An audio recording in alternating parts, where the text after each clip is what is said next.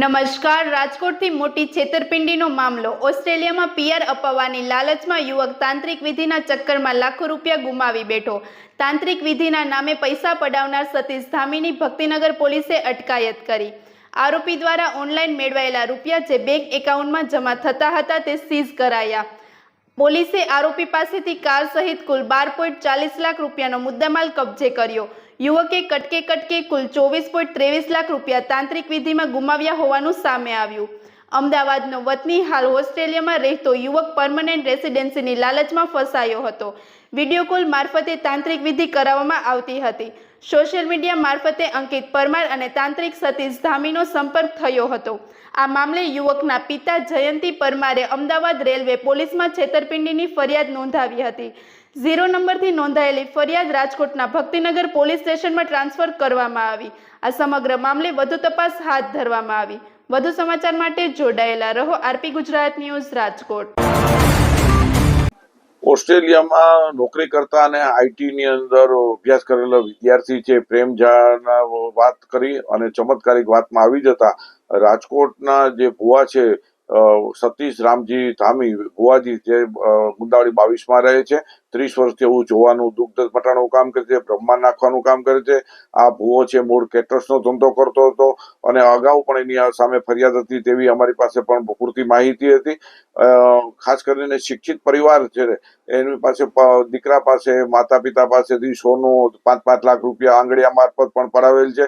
આવી હકીકત સામે આવતા હવે લોકોએ જાગવાની જરૂર છે. શિક્ષિત સમાજ પણ બૌદ્ધ સમાજને અસર કરતા હોય જાગૃત થવાની જરૂર છે અને આપણે કઈ સદી તરફ જઈ રહ્યા છીએ તેવો પણ પ્રશ્ન ઉઠે છે અને લોકોએ જાગૃત થઈ હિન્દુ મુસલમાન કે ક્રિશ્ચિયન કોઈ પણ વ્યક્તિ આવા લેપાગુ ભુવાથી ભોગ બન્યા હોય કે મુંજાવરથી થયા હોય તો ફરિયાદ કરવા આગળ આવવું જોઈએ તેવી વિજ્ઞાન જાથા અપીલ કરે છે. કુલ 28 લાખ રૂપિયાની છેતરપિંડી હકીકત સામે આવી છે. સોનાની હકીકત હજી જાણમાં નથી આવેલી, પરંતુ મોટી લાખો રૂપિયાની રકમ છે શિક્ષિત સમાજ પાસે કરેલ છે. ધંધો બેરોજગાર જેવી પરિસ્થિતિમાં નિર્માણ કરી દીધું છે. એટલે આવા ભુવાઓ છે ખાસ કરીને આર્થિક અને શોષણનું જ કામ કરતા હોય એવું વિજ્ઞાન દાતા સ્પષ્ટપણે માને છે. ભક્તિનગર પોલીસ સ્ટેશન વિસ્તારમાં ફરિયાદી જયંતિભાઈ પરમાર છે એમને ફરિયાદ આપેલી કે ભક્તિનગર પોલીસ સ્ટેશન વિસ્તારમાં રહેતા સતીશ રામજી ધામી જે છે ભુવા છે અને તાંત્રિક વિધિનું કામ કરે છે અને એ જે ફરિયાદી છે એમના છોકરા ઓસ્ટ્રેલિયા રહે છે અને આ ધાર્મિક વિધિમાં જાણકાર હોય ને એમનો કોન્ટેક્ટ થયેલો એમના છોકરા મારફતે અને ત્યારબાદ એમના પિતાજી અહીંયા રહેતા હોય એમને એનો કોન્ટેક્ટ કરેલો અને વારંવાર કંઈક ઘર કંકાસ અથવા ગમે તે પ્રોબ્લેમ હોય તો હું સોલ્વ કરી આવીશ એવી બાંયધરી આપીને એમને એમના પર વિશ્વાસ આવેલો અને તૂટક બેંકના ટ્રાન્ઝેક્શનથી પૈસા તેમજ અમુક રોકડા રૂપિયા એમ કરીને કુલ 24 લાખ રૂપિયા આ તાંત્રિકને આપેલા અને કામ ન થતા અને એમને અસંતોષ થતા એ બાબતે ફરિયાદ ચીટિંગની અને વિશ્વાસઘાતી BNS કલમ 318(4) તેમજ 354 મુજબ આપેલ છે. સર, પીઆરની પણ ક્યાંક વાત છે, પીઆર મેળવવા માટે પણ પરિવારે પૈસા આપ્યા હતા.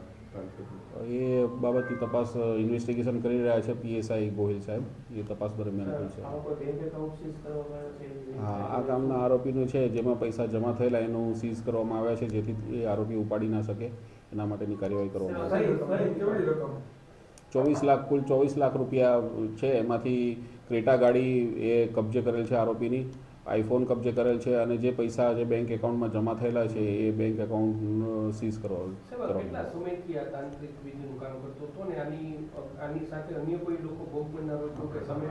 ઉપરોક્ત બાબતે વિગતવારની તપાસ ગોહિલ સાહેબ PSI દ્વારા કરવામાં આવશે. ભક્તિનગર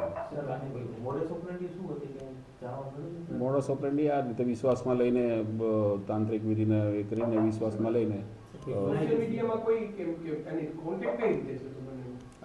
એવું જાણવા મળ્યું છે કે ઓસ્ટ્રેલિયામાં રહેતા છોકરાને આ ભાઈ સાથે સોશિયલ મીડિયાથી કોન્ટેક્ટ થયેલો અને ત્યારબાદ આ વિશ્વાસઘાત છેતરપિંડી થઈ.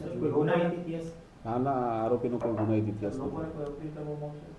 લોકોને એ જ અપીલ કરવાની છે કે આ રીતે ખોટી રીતે ભ્રામક જે આ ભુવા તાંત્રિકની વિધિ કરવાના બહાને કે પ્રોબ્લેમ સોલ્વ કરી આલીશ એ રીતે જે બતાવવામાં આવે છે કે પ્રોબ્લેમ સોલ્વ કરી આલીશ ને એના સામે પૈસા એઠવામાં આવે છે તો એ પ્રવૃત્તિ બંધ થાય અને લોકો વિશ્વાસમાં ના આવે અને આ રીતે છેતરાય ને એ બાબતની મારી પબ્લિક